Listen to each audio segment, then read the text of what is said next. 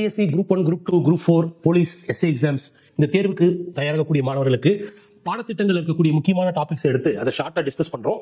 அதனுடைய தொடர்ச்சியில பாத்தீங்கன்னா இன்னைக்கு முகலாயர்கள், இந்தியாவில் முகலாயர் ஆட்சி அப்படின்னு சொல்லக்கூடியதை பத்தி நம்ம டிஸ்கஸ் பண்ண போறோம். சரி, முகலாயர் ஆட்சி, முகல் ரூல் இன் இந்தியா. அப்ப முகல்ஸ்னா யாரு அப்படின்னு சொல்லி கேட்டீங்கன்னா, முதல்ல இந்தியாவில இஸ்லாமியர்கள் ஆட்சி செஞ்சிருக்காங்க. ஆமாங்களா, இந்தியாவில் வந்து பாத்தீங்கன்னா இஸ்லாமியர்கள் இந்தியாவில் ஆட்சி செஞ்சிருக்காங்க. எப்போன்னா 1206 தொடங்கி 1526 வரை டெல்லி சுல்தான்ஸ் அப்படின்ற பேர்ல ஆட்சி செஞ்சிருப்பாங்க. ஆமாங்களா, டெல்லி சுல்தானியம்னு சொல்லுவாங்க. இந்த காலகட்டத்தில் ஆட்சி செஞ்சிருக்காங்க. அப்ப இந்த டெல்லி சுல்தானியத்துல வந்து பாத்தீங்கன்னா 5 வம்சங்களா பிரிச்சிருப்போம். ஸ்லேவ், கில்ஜி, துக்ளக், சையது, லோடி 5ஆ பிரிச்சிருப்போம். என்ன பர்பஸ்க்காக சார் 5 பேர் பிரிக்கிறோம், எல்லாருமே முஸ்லிம்ஸ் தானே அப்படின்னு கேட்டீங்கன்னா, இந்த 5 பேரும் ஒன்றாக இருந்தாலும் the place of origin, தோற்றம் ஓகேவா எங்கன்னு கேட்டீங்கன்னா, துருக்கி அடிமையா இருப்பாங்க, குரிதுன்னு சொல்லக்கூடிய அடிமைகளா இருந்திருப்பாங்க, மங்கோலியர்களுடைய அடிமையா இருந்திருப்பாங்க, ஆப்கானியர்களா இருந்திருப்பாங்க. அப்ப ஒவ்வொருவரும் ஒவ்வொரு பகுதிகளை சார்ந்தவர்கள் அப்படின்ற காரணத்துக்காக என்ன பண்றோம், நம்ம 5 வம்சங்களா பிரிச்சு பார்த்திருப்போம். டெல்லி சுல்தானியம் சொல்லக்கூடியது 5 டைனாசிட்டிஸ், 5 வம்சங்களா பார்த்திருப்போம். அதே போல இந்த முகல் ஆட்சி அப்படின்னு சொல்றதை ஏன் நம்ம செப்பரேட்டா பாக்குறோம்னா, இந்த முகல்ஸ்னு சொல்லக்கூடியவங்க முழுக்க மங்கோலியர்கள், மத்திய ஆசியாவில் இருக்கக்கூடிய மங்கோலியா அப்படின்னு சொல்லக்கூடிய இடத்துல இருந்து வந்தவங்க தான் இந்த மங்கோலியர்கள். இந்த மங்கோலியர்கள் இந்த டெல்லி சுல்தான்ஸ் மாதிரி ஷார்டஸ்ட் டென்யூர் ஆட்சி செய்யாம ஒரு நீண்ட காலம் பாத்தீங்கன்னா 1526 தொடங்கி 1858 வரை கிட்டத்தட்ட ஒரு 332 வருஷம் ஆட்சி செஞ்சிருக்காங்க. 332 இயர்ஸ் ஆட்சி செஞ்சிருக்காங்க. அப்ப இந்த முகலாயர் ஆட்சி காலத்தில் இவங்க கான்ட்ரிபியூஷன், பங்களிப்புன்னு சொல்றோம் இல்லையா, அந்த பங்களிப்புக்காக தான் இவங்க கொஸ்டின்ஸ் கேட்கறாங்க. சரி, அப்ப வாங்க உள்ள போகலாம்.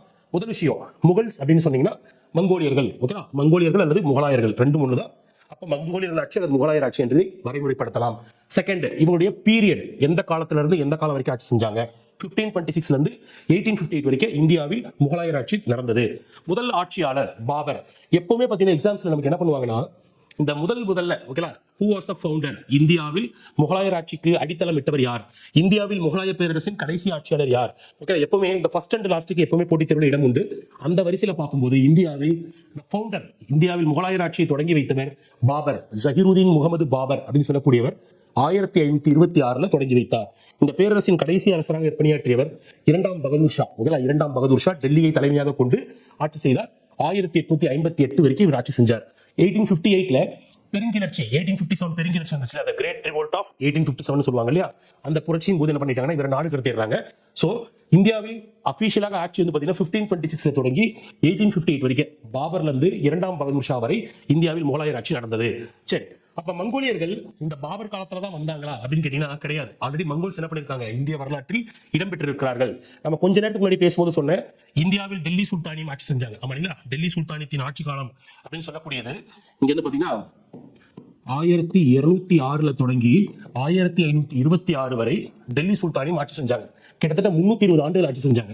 இந்த 320 ஆண்டு ஆட்சி காலத்தில், இந்த மாதிரி சில அரசர்களுடைய ஆட்சி காலத்தில் இந்த மங்கோலியர்கள் அப்பப்ப வந்து போனாங்க. ஆனால் எண்ட்ல 1526ல ஸ்ட்ராங்கா வந்து ஆட்சியை தொடங்கி வச்சுட்டாங்க. அப்ப எப்பப்பெல்லாம் வந்து போயிருக்காங்க, யாருடைய காலத்துல வந்து போயிருக்காங்க அப்படின்றத பார்க்கலாம். முதலாவது பாருங்க, இல்துமிஷ், அடிமை வம்சத்துல வரக்கூடிய ஒரு முக்கியமான அரசர் இல்துமிஷ். இந்த இல்துமிஷ் காலத்துல வந்து பாத்தீங்கன்னா செங்கிஸ்கான் அப்படின்னு சொல்லக்கூடிய மிகப்பெரிய ஒரு படையெடுப்பாளர் வருகை புரிந்திருக்கிறார். அப்ப நேரடியாக அவர் இந்தியா மீது படையெடுத்தாரா, மங்கோலியர் நேரடியாக இந்தியா மீது படையெடுத்தாரா அப்படின்னு கேட்டீங்கன்னா கிடையாது. இந்த செங்கிஸ்கான் ஆக்சுவலி இன்னொரு அரசரை தோற்கடிச்சார். ஓகேலா, குவாரிசம் அப்படின்னு சொல்லக்கூடிய பகுதியின் இளவரசரை தோற்கடிக்கிறார். ஓகேலா, ஜலாலுதீன் மங்கபர்ணி. ஓகேலா, ஜலாலுதீன் மங்கபர்ணி அப்படின்னு சொல்லக்கூடிய இந்த இளவரசன், குவாரிசம் அப்படின்னு சொல்லக்கூடிய ஒரு பகுதியின் இளவரசராக இருக்கக்கூடியவர் இந்த ஜலாலுதீன் மங்கபர்ணி. அவரை அவர் தோத்திட்டு வராரு. அந்த ஜலாலுதீன் மங்கபர்ணி என்ன பண்றாருன்னா, தன்னுடைய உயிரை காப்பாற்றிக் கொள்வதற்காக டெல்லியின் சுல்தானாக இருக்கக்கூடிய இல்துமிஷ் கிட்ட அடைக்கலம் கேட்கிறார். ஆனால் இவர் என்ன பண்ணறாரு, மறுத்துறாரு. ஏன்னா செங்கிஸ்கான் ரொம்ப கொடுமைக்காரரு, ரூத்லெஸ் கில்லர், அவரை நான் பகச்சிக்க முடியாதுன்னு சொல்லி அடைக்கலம் தர மறுத்து விடுகிறார். அப்ப டெல்லி சுல்தான்ஸ்ல முதல்ல இல்துமிஷ் காலத்துல தான் மங்கோல்ஸ் என்ன பண்ணிருக்காங்க, என்ட்ரி ஆகி இருக்காங்க. அப்ப காலங்கள் பின்னாடி போகுது. கியாசுதீன் பால்பன், அடிமை வம்சத்தின் சிறந்த அரசர்கள் ஒருவர் கியாசுதீன் பால்பன். இந்த பால்பனுடைய ஆட்சி காலத்திலும் மங்கோலியர்கள் வருகிறார்கள். ஆனா இவர் என்ன பண்றாரு, போல்டா நின்று அவங்க கூட சண்டை போடுறாரு. அவங்க கூட ஒரு ஒப்பந்தம் போடுறாரு. என்ன ஒப்பந்தம்னா, சட்லஜ் உடன்படிக்கை போடுறாரு. இந்த சட்லஜ் உடன்படிக்கை என்ன முக்கியத்துவம் வாய்ந்ததுன்னு கேட்டீங்கன்னா, சிந்து நதினு சொல்லுவாங்க இல்லையா, ரிவர் இண்டஸ். அந்த ரிவர் இண்டஸ் வந்து பாத்தீங்கன்னா 5 கிளையாறுகளை கொண்டது. ஓகேலா, ட்ரிபியூட்டரின்னு சொல்லுவாங்க இல்லையா. அதுல பார்க்கும்போது இங்க முதலாவது என்ன இருக்குன்னு கேட்டீங்கன்னா ஜீலம் அப்படின்னு சொல்லுவாங்க. ஜீலம், ரவி, பியாஸ், ஜீலம், ஷனாப், ராவி, பியாஸ், 5வது சட்லஜ். அப்ப நீங்க வடமேற்குல இருந்து ஓகேங்களா, பாகிஸ்தான்ல இருந்து நீங்க வரும்போது முதல் நதியாக ஜீலம் வரும், அடுத்து நீங்க செனாப், அடுத்து ராவி, பியாஸ், கடைசியாக சட்லஜ் நதியை தாண்டி இந்தியாக்குள்ள வருவீங்க. அந்த சட்லஜ் நதியை தாண்டி மங்கோலியர்கள் உள்ள வரக்கூடாதுன்னு சொல்லி உடன்படிக்கை மேற்கொண்டார். யார் கூட? மங்கோல்ஸ் கூட. யாரு? பால்பன் மேற்கொண்டார். சரிங்களா? இவருக்கு அடுத்து பாத்தீங்கன்னா அலாவுதீன் கில்ஜி, கில்ஜி வம்சத்தின் தலை சிறந்த அரசர் அலாவுதீன் கில்ஜி. இவர் மிகச்சிறந்த படையை வச்சிருந்தாரு, நிறைய செல்வாக்கோடு இருந்தவர். சோ இவருடைய காலத்தில் மங்கோலியர்களுடன் அதிகமாக போர் ஏற்பட்டது. மங்கோல்ஸ் நிறைய முறை டிஃபீட் பண்ணியிருக்காரு அப்படின்னு சொல்லி பாக்குறோம். இவருக்கு அடுத்து முகமது பின் துக்ளக் அப்படின்னு சொல்லக்கூடியவர், துக்ளக் வம்சத்தில் வரக்கூடிய ஒரு அரசர். இவருடைய ஆட்சி காலத்துல மங்கோல்ஸ் அடிக்கடிக்கு என்ட்ரி ஆகிறாங்க. சோ தன்னுடைய தலைநகரை பாதுகாத்துக் கொள்வதற்காக என்ன பண்றாருன்னா, டெல்லியில இருந்து ஓகேங்களா, டெல்லியில இருந்து தன்னுடைய தலைநகரை என்ன பண்றாரு, ஷிஃப்ட் பண்றாரு. எங்க மாத்தினாருன்னு கேட்டீங்கன்னா, தேவகிரி அப்படின்னு சொல்லக்கூடிய பகுதிக்கு மாத்துகிறார்.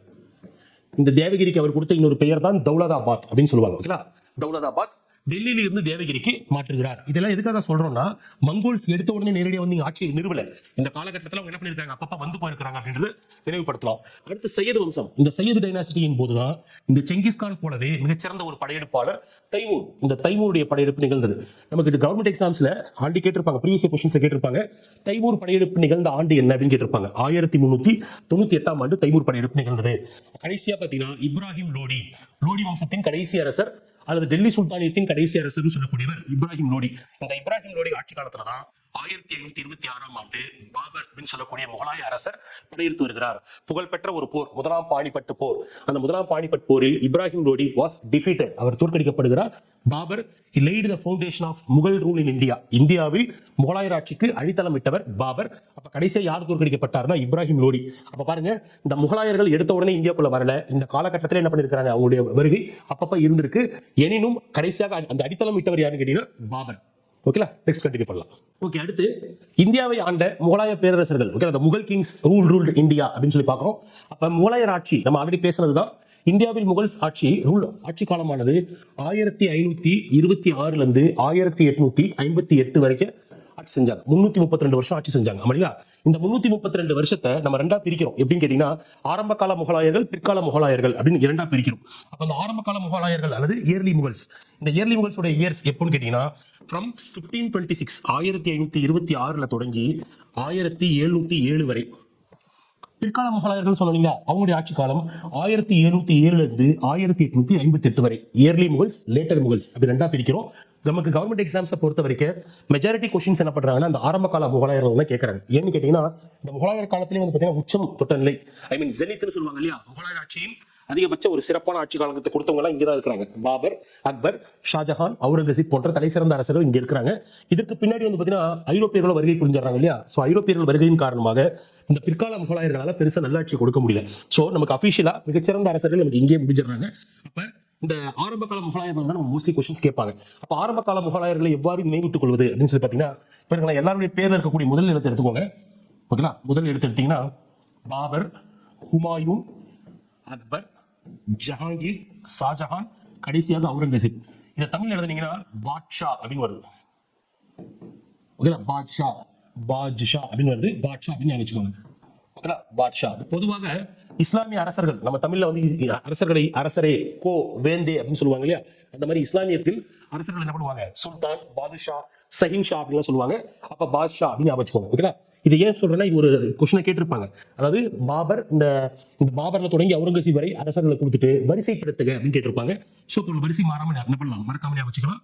பாபர், ஹுமாயூன், அக்பர், ஜஹாங்கீர், ஷாஜஹான், இறுதியாக அவுரங்கசீப். ஓகேங்களா, ஆரம்ப கால முகலாயர்களில் கடைசி ஆட்சியாளர் அவுரங்கசீப். அவரோட ஆரம்ப கால முகலாயர்கள் ஆட்சி முடியுது. சரி, இப்ப இங்க பாத்தீங்கன்னா பாபருடைய ஆட்சி காலம் 1526 இருந்து 30 வரைக்கும்.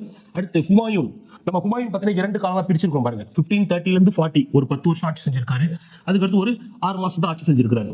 அப்ப இடைப்பட்ட காலம் எங்க போச்சு, ஓகேங்களா, 1540 இருந்து 1555, அதாவது 1540 இருந்து 1555 வரை அந்த காலத்தில் முகலாயர்கள் ஆட்சி செய்யவில்லையா? கிடையாது. அதுதான் ஒரு சின்ன பிரேக். என்னன்னு கேட்டீங்கன்னா, இந்த ஆட்சி காலத்துல யாரு வராங்கன்னா, சூர் டைனாசிட்டி அப்படின்னு சொல்லக்கூடிய சூர் மரபினை இந்தியாவில் தோற்றுவிக்கிறார். இந்த சூர் மரபுக்கு இன்னொரு பேரை சொல்லுவாங்க. என்ன சொல்லுவாங்க, இந்த ஆட்சி காலத்தை இன்னொரு மாதிரி சொல்லுவாங்க, இரண்டாவது ஆப்கானியர்களின் ஆட்சி. நம்ம டெல்லி சுல்தான்ஸ்ல இப்ராஹிம் லோடி பார்த்தோம்னா, அந்த லோடி வம்சம் தான் பாத்தீங்கன்னா முதலாவது ஆப்கானியர்கள். இவர்களும் ஆப்கானியர்கள் தான். அப்ப இரண்டாவது ஆப்கானியர்கள் ஆட்சி. முகலாயருடைய ஆட்சி காலத்துல ஒரு சின்ன பிரேக், ஒரு 15 வருஷம் ஷூர் மரபு ஆட்சி செஞ்சிருப்பாங்க. மீண்டும் முகல்ஸ் மறுபடியும் வராங்க. ஹுமாயூன் 55 இருந்து 56 வரைக்கும் ஆட்சி செய்கிறார். அடுத்து அக்பர், மிகச்சிறந்தவர். அக்பர் த கிரேட்னு சொல்லுவாங்க இல்லையா, மிகச்சிறந்த அரசர். அவர் ஆட்சி காலம். அதுக்கடுத்து அவருடைய மகன் ஜஹாங்கீர் அப்படின்றவர் ஆட்சி செய்கிறார். ஜஹாங்கீருக்கு அடுத்து அவருடைய மகனான குர்ரம் அல்லது ஷாஜஹான் அவர் ஆட்சி செய்கிறார். ஷாஜஹானுக்கு அடுத்து கடைசியாக அவுரங்கசீப் அவர் வந்து ஆட்சி செய்கிறார். இந்த அவுரங்கசீப் 1707 ஆண்டு இதுல அகமது நகர் கிட்ட இறந்துடுறாரு. இவருடைய இறப்புக்கு அப்புறம் என்ன கேட்டீங்கன்னா பிற்கால முகலாயர் ஆட்சி தொடங்குது. இது வரைக்கும் நம்ம என்ன பண்ண போறோம், இப்போ ஒவ்வொரு அரசரா எடுத்து நம்ம செக் பண்ண போறோம். முதல் அரசர் பாபர், ஜஹீருதீன் முகமது பாபர். ஓகேவா, சரி. இந்த ஜஹீருதீன் முகமது பாபர் இந்த பேருக்கான மீனிங் என்னன்னு கேட்டீங்கன்னா, பாபர் என்ற பெயருக்கு பொருள் என்னன்னு கேட்டீங்கன்னா புலி என்று பொருள்.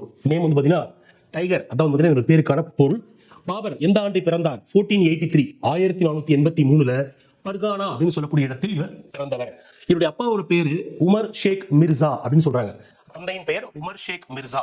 இவர் மங்கோலியவர். இவர் வந்து ஆக்சுவலி பியூர் மங்கோலியன், ஒரு மங்கோலிய அரசர்களில் ஒரு தலை சிறந்தவர் அப்படின்றதுக்கு ஒரு சின்ன எடுத்துக்காட்டு தான் பாருங்களேன். இவருடைய அப்பா இருக்காரு இல்லையா உமர் ஷேக் மிர்சா, இவர் வந்து பாத்தீங்கன்னா தைமூர் வழி வந்தவர். அம்மா வந்து செங்கிஸ்கான் வழி வந்தவர். நீங்க கொஞ்சம் ரிவர்ஸ் பண்ணி பார்த்து தெரிஞ்சிருக்கும். தைமூர் இந்தியா மீது படையெடுத்து வந்தார் 1398 பார்த்தோம் இல்லையா. அதே மாதிரி செங்கிஸ்கான் மிகச்சிறந்த படையெடுப்பாளர். இல்துமிஷ் காலத்துல வந்திருப்பார், ரூத்லெஸ் கில்லர் அப்படின்னு சொல்லலையா அவர். அப்ப இரண்டு பேருமே சிறந்த படையெடுப்பாளர்கள். they are best good invaders, sorry, they are good invaders. அப்ப இந்த படையெடுப்பாளர்களுடைய வம்சத்துல வந்த இவரும் மிகச்சிறந்த ஒரு படையெடுப்பாளராக இருக்க முடியும் அப்படின்னு சொல்றாங்க. ஓகேங்களா, சரி. அதுக்கடுத்து இவர் எந்த வயசுல ஆட்சிக்கு வருகிறார் அப்படின்னு கேட்டீங்கன்னா 11 வயசுல, வெறும் 11 இயர்ஸ் 1494 இவர் ஆட்சிக்கு வருகிறார். சாமர்கண்ட் அப்படின்னு சொல்லக்கூடிய பகுதி, அந்த பகுதி இப்போது எங்க இருக்குன்னு கேட்டீங்கன்னா உஸ்பெகிஸ்தான் இருக்கக்கூடிய ஒரு பகுதி. அந்த உஸ்பெகிஸ்தான் இருக்கக்கூடிய சாமர்கண்ட் அப்படின்றதுதான் இவருக்கு ஆரம்பத்துல ஒரு இலக்காக இருந்துச்சு. அந்த இலக்கை அடைஞ்சிடறாரு. ஓகேங்களா, சரி. அப்ப இவரு அந்த ஆட்சி செய்யறாரு இல்லையா, அவருடைய சொந்த நாட்டில் ஆட்சி செய்யும் போது நிம்மதியாக இருந்தாருன்னா கிடையாது. ஏன்னு கேட்டீங்கன்னா அவருடைய ஆட்சி காலத்தில் அங்க உள்ளூர்ல இருப்பாங்க இல்லையா, உள்ளூர்ல இருக்கக்கூடிய இந்த உதுமானிய துருக்கியர்கள், அப்புறம் உஸ்பெக்ஸ், அதுக்கடுத்து பாத்தீங்கன்னா சபாவி அப்படின்னு சொல்லுவாங்க. இவங்க எல்லாம் பாத்தீங்கன்னா உள்ள இருக்கக்கூடிய சின்ன சின்ன கிளர்ச்சியாளர் ஆட்சியாளர்கள். அவங்க என்ன பண்றாங்கன்னா இவரை நிம்மதியாக ஆட்சி செய்ய விடாம தொடர்ந்து இவருக்கு தொந்தரவு கொடுத்துட்டே இருக்கிறாங்க. அப்ப பாபருக்கு என்ன ஒரு நெருக்கடி இருந்ததுன்னா, இந்த மாதிரி எந்த தொந்தரவும் இல்லாம நிம்மதியாக ஆட்சி செய்வதற்கு ஒரு இடம் வேண்டும் அப்படின்ற ஒரு பிரஷர் இருந்தது.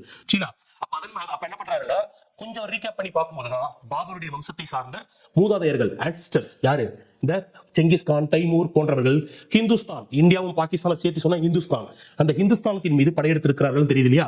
சோ இவர் என்ன பண்றாருன்னா இவர் தனது படையெடுப்பை தொடங்குகிறார், இந்தியா மீதான படையெடுப்பை தொடங்குகிறார்.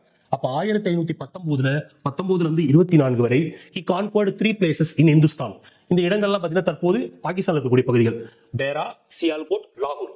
1519 இருந்து 1524 வரைக்கும் ஒரு 3 இடங்களை கைப்பற்றிக் கொள்கிறார், பேரா, சியால்கோட், லாகூர். அப்ப இதை கைப்பற்றி இவர் ஆட்சி செய்யும் போதுதான் கைப்பற்றி என்ன பண்றாரு, இந்துஸ்தான் இந்தியாக்குள்ள என்ட்ரி ஆகல. அப்ப அந்த காலகட்டத்தில் இவருக்கு பழம் நழுவி பாலில் விழுந்தது போல ஒரு அழைப்பு வருது. யாருக்கிட்ட வருதுன்னா 2 பேர் அழைக்கிறாங்க. முதலாவது பஞ்சாபுடைய ஆளுநர் இப்ராஹிம் லோடின்னு பேசுவோம் இல்லையா, அந்த இப்ராஹிம் லோடி கிட்ட ஆளுநர் கவர்னராக பணியாற்றக்கூடிய தௌலத் கான் லோடி, அந்த தௌலத் கான் லோடி என்ன பண்றாரு, அழைப்பு விடுக்கிறார். அதே போல இந்தியாவில் இருக்கக்கூடிய ரஜபுத்திர அரசர், ஓகேங்களா, ரஜபுத்திர அரசர் ராணா சங்கா, மேவார் பகுதியின் அரசர். அப்ப 2 பேர் அழைப்பு விடுக்கிறாங்க. முதலாவது பஞ்சாபின் கவர்னர், இரண்டாவது மேவாரின் அரசர். ஓகேங்களா, இந்த 2 பேரும் இவருக்கு அழைப்பு விடுக்கிறாங்க. ஏன் சார் இவரை கூப்பிடுறாங்க அப்படின்னு கேட்டீங்கன்னா, இந்த பஞ்சாபின் ஆளுநர் இருக்கார் இல்லையா தௌலத் கான் லோடி, இந்த தௌலத் கான் லோடி தனது அரசரான இப்ராஹிம் லோடியால் அசிங்கப்படுத்தப்படுகிறார், அவமானப்படுத்தப்படுகிறார். சோ அதுக்கு பழி தீர்க்கும் விதமாக பர்சனல் வெஞ்சன்ஸ், அதுக்காக கூப்பிடுறாரு. இந்த ரஜபுத்திர அரசர் இருக்கார் இல்லையா, மேவார் பகுதியின் அரசரான ராணா சங்கா, இவர் எதுக்காக கூப்பிடுறாருன்னா நீண்ட காலமாக முஸ்லிம்ஸ் ஆட்சி செஞ்சுட்டு இருக்காங்க. அதுலயும் குறிப்பிட்டு சொன்ன அந்த இப்ராஹிம் லோடியுடைய ஆட்சி ஏற்றுக்கொள்ள முடியவில்லை. சோ அவனை எப்படியாவது ஆட்சியில் அகற்றிவிட வேண்டும் அப்படின்ற நோக்கத்துக்காக ரஜபுத்திர அரசர்களின் கூட்டமைப்பு, அந்த கான்ஃபெடரேஷனுடைய தலைவராக இருக்கக்கூடியவர் இந்த ராணா சங்கா. இந்த ராணா சங்கா என்ன பண்றாரு, அழைப்பு விடுக்கிறார்.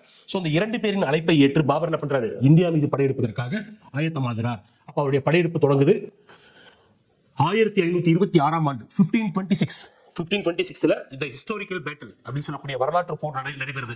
ஏப்ரல் 21, 1526 ஆண்டு முதலாம் பானிபட் போர். இந்த முதலாம் பானிபட் போரில் இப்ராஹிம் லோடி, டெல்லியை ஆண்ட இப்ராஹிம் லோடி தோற்கடிக்கப்படுகிறார், பாபர் வெற்றி பெறுகிறார். இந்த போருடைய விளைவுகள் ஒரு 3 விளைவுகள் முக்கியமானது. என்னன்னு கேட்டீங்கன்னா, கிட்டத்தட்ட ஒரு 320 ஆண்டு டெல்லி சுல்தான்ஸ் வந்து பாத்தீங்கன்னா மோர் தென் 320 இயர்ஸ் ஆட்சி செஞ்சாங்க. இந்த 320 ஆண்டு காலத்துக்கு ஆட்சிக்கு முற்றுப்புள்ளி வைக்கப்பட்டது. யாரு, பாபரால் வைக்கப்பட்டது. அதுக்கடுத்து அடுத்த ஒரு 332 வருஷத்துக்கு முகல்ஸ் ஆட்சி செய்யறாங்க இல்லையா, அந்த ஆட்சிக்கான தொடக்க புள்ளி வைக்கப்பட்டது. ஓகேங்களா, லேட் தி ஃபவுண்டேஷன். மூணாவது, இந்தியாவில் கேனான்ஸ் அல்லது ஆர்ட்டிலரி, ஓகேங்களா, கேனான்ஸ் பீரங்கிகள், அந்த பீரங்கி படை அது வந்து இந்தியாவில் அறிமுகம் செய்யப்பட்டது. அப்போ முதல்ல இவங்க இன்ட்ரோடியூஸ் பண்ணாங்க. இதில் நமக்கு கொஞ்சம் ரீகேப் பண்ணி பார்த்தோம்னா, வெடிமருந்து நமக்கு ஸ்கூல் புக்லேயே கொடுத்துருப்பாங்க இல்லையா, வெடிமருந்தை உலகிற்கே அறிமுகப்படுத்தியவர்கள் யார் அப்படின்னு கேட்டீங்கன்னா சீனர்கள். சைனா தான் இன்ட்ரோடியூஸ் பண்ணாங்க. 13th செஞ்சுரியில ஐரோப்பாவில் இன்ட்ரோடியூஸ் ஆச்சு. ஓகேவா? 13ஆம் நூற்றாண்டில் ஐரோப்பாவில் அறிமுகமானது, 15ஆம் நூற்றாண்டில் இந்தியாவில் அறிமுகமானது. இந்த போரில் வெற்றி பெற்ற பாபர் தன்னை இந்துஸ்தானத்தின் பேரரசர் என்று அறிவித்துக் கொள்கிறார். ஓகேவா? Emperor of Hindustan. சரி, அப்ப இந்தியாவில் அவர் ஸ்ட்ராங்கா வெற்றி பெற்ற பின்னாடி அவர் அந்த போரோட நிக்க வச்சுட்டாருன்னு கேட்டீங்கன்னா கிடையாது. பாபர் இந்தியாவில் கலந்து கொண்ட போர்களின் எண்ணிக்கை மொத்தம் 4. ஆனால் 4 போர்களிலுமே அவர் தான் வெற்றி பெறுகிறார். என்னென்ன போர்கள் பாருங்க. பாபர் கலந்து கொண்ட போர்கள் 1526, 27, 28, 29 4 ஆண்டுகள். முதலாம் பானிபட் போர், அதுக்கடுத்து கான்வா போர், அடுத்து சந்தேரி போர், அடுத்து காக்ரா போர். இதுல இப்ராஹிம் லோடி தோற்கடிக்கப்பட்டார். அடுத்து ராணா சங்கா தோற்கடிக்கப்படுகிறார். மேதினி ராய் தோற்கடிக்கப்படுகிறார். முகமது லோடி தோற்கடிக்கப்படுகிறார். அப்ப இந்தியாவில் பாபர் கலந்து கொண்ட அனைத்து போர்களிலுமே பாபர் தான் வெற்றி பெறுகிறார். சரி, அப்ப இவ்வாறு வெற்றியில் இருந்த பாபர் 1530ஆம் ஆண்டு டெல்லியில ஆரம்பாக் அப்படின்னு சொல்லக்கூடிய பகுதியில் என்ன பண்றாரு? இறந்து விடுகிறார். ஆனால் அவருடைய சமாதி எங்க வைக்கப்பட்டிருக்குன்னு கேட்டீங்கன்னா, தற்போது பிரசன்ட்லி எங்க இருக்குன்னா காபூல். ஓகேங்களா? ஆப்கானிஸ்தான்ல இருக்கக்கூடிய காபூல்ல தான் பாபர் தோட்டம் அப்படின்ற பெயர்ல இவருடைய கல்லறை அமைந்திருக்கு. சரிங்களா? சரி, பாபருக்கு மொத்தம் எத்தனை பிள்ளைகள்? பாபருக்கு மொத்தம் 4 பிள்ளைகள். ஹுமாயூன், கம்ரான், அஸ்கர் மற்றும் ஹிண்டல். ஹிண்டால்னு சொல்லக்கூடிய 4 பேர். இந்த 4 பேர்ல எப்பவுமே அப்பாங்களுக்கு யாரை பிடிக்கும்னா மூத்த மகன் பிடிக்கும். அப்படின்னா மூத்த மகன்ன்றதுனால ஹுமாயூன் மீது இவர் அதிக அன்பு வைத்திருந்தார். அப்ப அக்பருடைய மகன்கள் மொத்தம் 4 பேர். அக்பருடைய கல்லறை எங்கு அமைந்திருக்கு? இதெல்லாம் எக்ஸாம்ஸ் கேட்டிருக்காங்க. காபூல், பாபர் தோட்டம் சொல்லக்கூடிய காபூலில் அமைந்துள்ளது. அடுத்து பார்க்கலாம், பாபருடைய சுயசரிதை, ஆட்டோபயோகிராபின்னு சொல்லுவாங்க இல்லையா? பாபருடைய சுயசரிதையின் பெயர் என்னன்னு கேட்டீங்கன்னா துசிக்கி பாபரி. ஓகேங்களா? துசிக்கி பாபரி, துஸ்கி பாபரின்னு சொல்லுவாங்க. இது எந்த மொழியில் எழுதப்பட்டுள்ளதுன்னு கேட்டீங்கன்னா துருக்கிய மொழியில் எழுதப்பட்டுள்ளது. தொடக்கத்துல துருக்கிய மொழியில் எழுதப்பட்டது. இருக்கக்கூடிய முகலாய பேரரசர்களிலேயே ஒரே ஒரு லாங்குவேஜ் மட்டும் தான் இருக்கும், துருக்கியில இருக்கும். மிச்சம் முதல்ல பாத்தீங்கன்னா பாரசீக மொழின்னு சொல்லுவாங்க, பர்ஷியன் லாங்குவேஜ்ல இருக்கும். பாபரது மட்டும் தான் துருக்கிய மொழியில் இருந்தது. அப்ப பிற்காலத்துல அக்பர், ஓகேங்களா, அக்பர் இருக்காரு, அக்பருடைய ஆட்சி காலத்தில் அப்துல் ரஹீம் அப்படின்னு சொல்லக்கூடிய என்ன பண்ணாருன்னா இதை பாரசீக மொழிக்கு மொழிபெயர்த்தார். ஓகேங்களா? இந்த அப்துல் ரஹீம் இருக்காரு இல்லையா? இந்த அப்துல் ரஹீம் யாருன்னு கேட்டீங்கன்னா அக்பருடைய கார்டியன், பர்சனல் கார்டியன். அவருக்கு பேர் பைரம் கான். அந்த பைரம் கானுடைய மகன் தான் அப்துல் ரஹீம். யார்கிட்ட அமைச்சராக இருந்திருப்பார்? அப்துல் ரஹீம் அக்பர் கிட்ட அமைச்சராக இருந்திருப்பார். அவர் அக்பருடைய தாத்தா இருக்காரு இல்லையா? தாத்தா தான் யாரு? பாபர். பாபருடைய வாழ்க்கை வரலாற்றை இந்த சுயசரிதை என்ன பண்ணிருப்பாரு? பர்ஷியன் லாங்குவேஜ்க்கு டிரான்ஸ்லேட் பண்ணிருப்பாரு. சரிங்களா?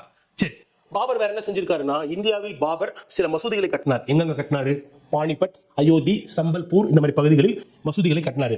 பொதுவாகவே நம்ம இந்திய அரசுகள் என்ன பண்ணுவாங்கன்னா, ஒரு நாட்டின் மீது போர் புரிந்து வெற்றி பெற்றால் வெற்றி தூண் அப்படின்னு சொல்லுவாங்க, வெற்றி பில்லர்ஸ் நிறுவுவாங்க. முஸ்லிம்ஸ் என்ன பண்ணுவாங்க? இந்தியாவில் மசூதி கட்டுவாங்க. நமக்கு இதுல ஒரு சின்ன ரீகேப் பண்ணீங்கன்னா, டெல்லி சுல்தான் இருக்கார் இல்லையா? டெல்லி சுல்தான்ல வரக்கூடிய குத்புதீன் ஐபக். அந்த குத்புதீன் ஐபக் என்ன பண்ணிருப்பாருன்னா இந்தியாவில் ஒரு மசூதி கட்டியிருப்பார். இந்த குத்புதீன் ஐபக் என்ன பண்ணிருப்பாருன்னா முதல்ல டெல்லி சுல்தானாக இருந்து இந்தியாவில் ஒரு மசூதி கட்டியிருப்பாரு. அந்த மசூதிக்கு பேர் என்ன சொல்லுவாங்கன்னா குவத் உல் இஸ்லாம் அப்படின்னு சொல்லுவாங்க. குவத்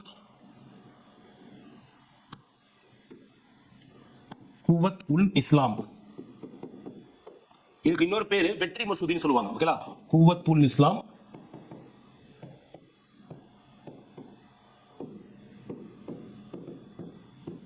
வெற்றி மசூதி. ஓகேங்களா? குவத்துல் இஸ்லாம் டெல்லியில கட்டப்பட்டது. ஓகேங்களா? குவத்துல் இஸ்லாம்.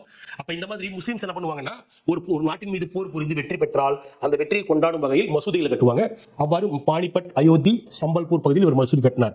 வேற என்னன்னு கேட்டீங்கன்னா பாபர் ரஜபுத்திரர்களுடன் திருமண உறவு கொள்கையை தொடங்கி வைத்தவர். Matrimonial policy with Rajputs. அப்ப என்னன்னு கேட்டீங்கன்னா இந்தியாவுக்குள்ள பாபர் ஆட்சி தொடங்குறாரு இல்லையா? பாபர் ஒரு இஸ்லாமியர், ஒரு முகலாயர். அப்ப முகலாயர் என்பதால் இந்தியர்கள் என்ன பண்ணுவாங்க?